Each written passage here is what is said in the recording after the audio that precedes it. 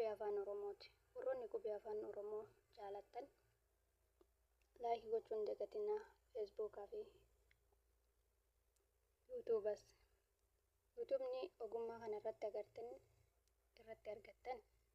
ogummaa harkaa jedha. Maqaan isaatis takka yuutuuba daanteellii jettanii yoo sarchi goota yuutuuba irra seentanii kallattiidhaan viidiyoo kana argachuu dandeettan.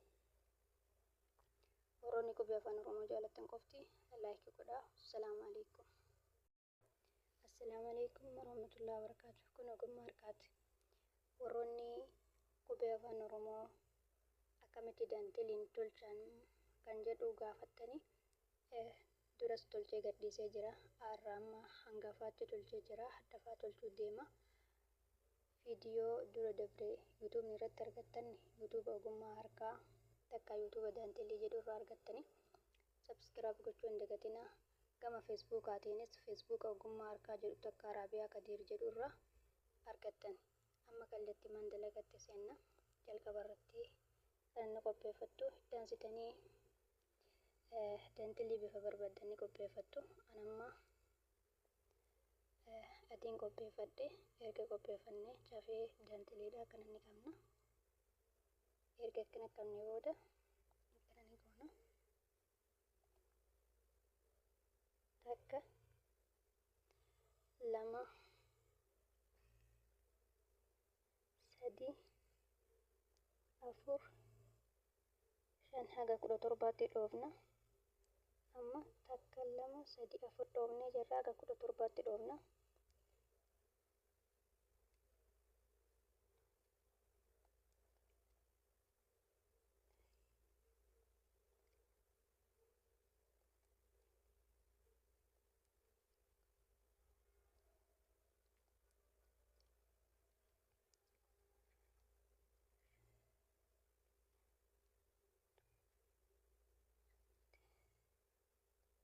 Amma 17 dhoofnee jirra jechuudha. Ergasii booda itti marraa takka lama sadii sadaffaa kana jalaan hin gasseenna akkanatti.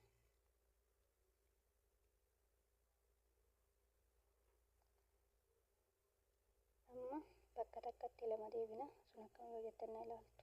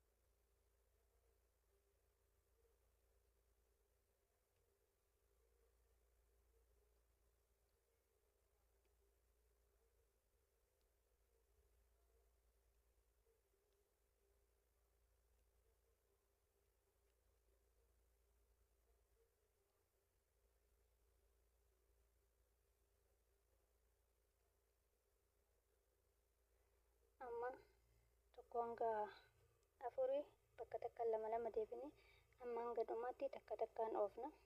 Sun akkam yoo jettan na ilaaltu.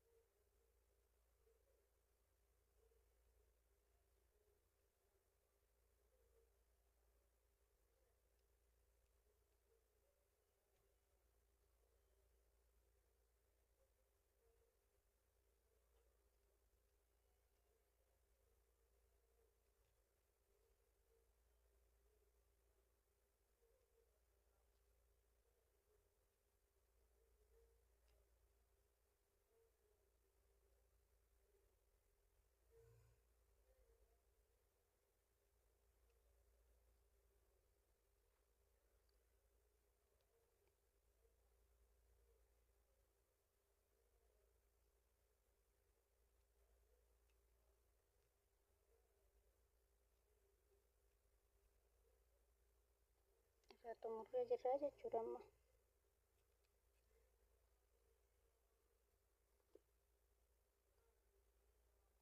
Haala kanaan irraa xumurree jirra amma.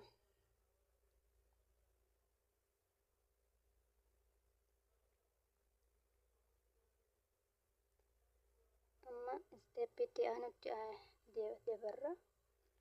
Isteeppiitti aanutti osoo hin dabarree bakka kana tolchina.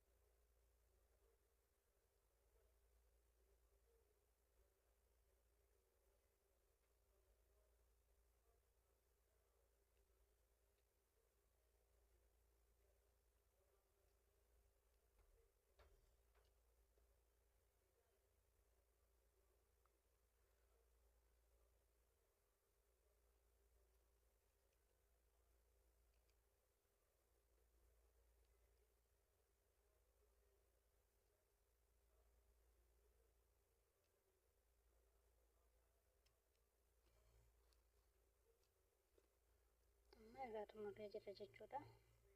Isteeppiitti aanu qofa nu eeggata.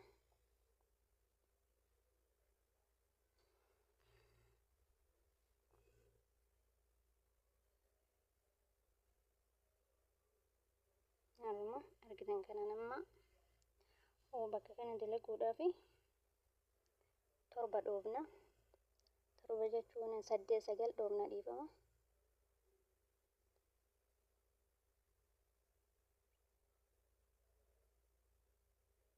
Takka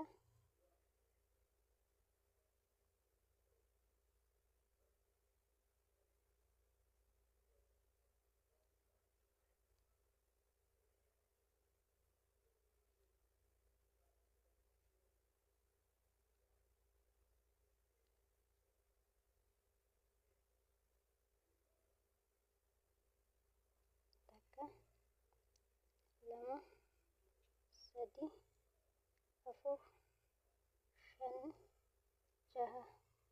6 7 8 9. Erga 9 dhoofnee booda takka takkaan deemna.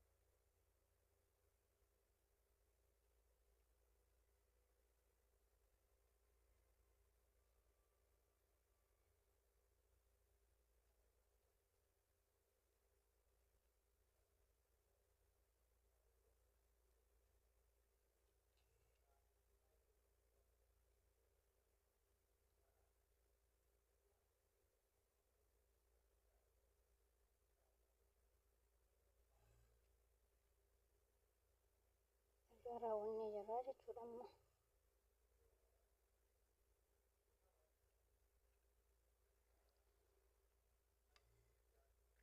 Erga haala kanaan irraa raawwanne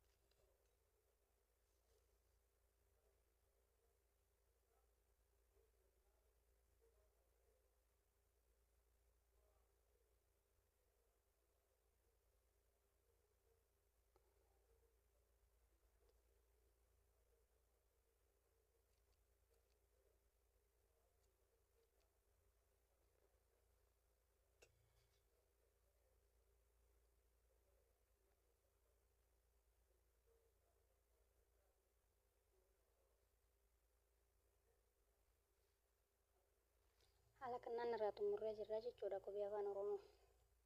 Qubee afaan Oromoo faa haala kanaan daqiiqaa muraasa keessatti irraa xumurree jirra jechuudha.